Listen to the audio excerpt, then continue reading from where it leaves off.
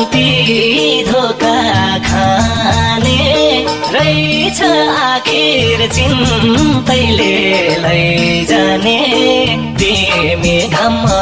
छायो